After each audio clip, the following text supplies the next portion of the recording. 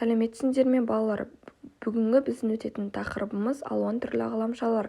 Негізінен барлығы 8 ғаламшар бар. Бірінші ғаламшар ол бізде жер ғаламшары.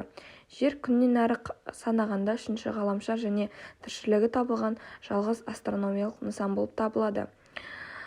Және де жер 4500 миллиардтан астам жыл бұрын қалыптасты. Және де келесі ғаламшар бізде шолпан ғаламшары. Шолпан қызғылт сары дақтары бар және 2 серігі бар ғаламшар. Шолпан күн жүйесіндегі оған жақын екінші ғаламшар. Көлемі мен массасы жағынан жерге жуық болғандықтан ерте кезден-ақ ғаламшарлар назарын өзіне аударған. Келесі ғаламшар бізде ол Марс. Марс тіршілігі белгілері бар жалғыз ғаламшар. Марс күн жүйесіндегі жерге ең ұқсас ғаламшар. Бұл ғаламшарда полярлы қалпақтар мен шөлді жазықтар, тау жоталар мен жанартаулар бар. Келесі ғаламшар бізде Меркурий. Ең жеңіл әрі күнге ең жақын орналасқан ғаламшар.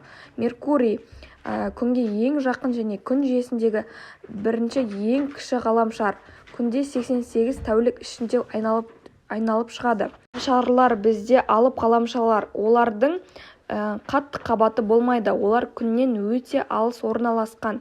Мөлшері мен массасы бойынша олар өте үлкен болып келеді. Яғни алып ғаламшарлардың біреуі ол Уран. Уран негізінен мұздан тұратын және көгілдір түсті ғаламшар.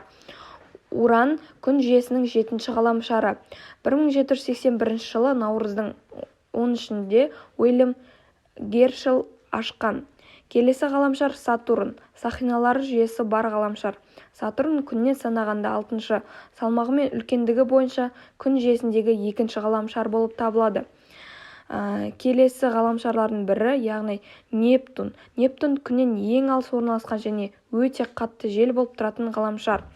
Яғни Нептун диаметрі жөнінен ең үлкені және салмағы бойынша 3-ші ғаламшар. Келесі бізде соңғы ғаламшар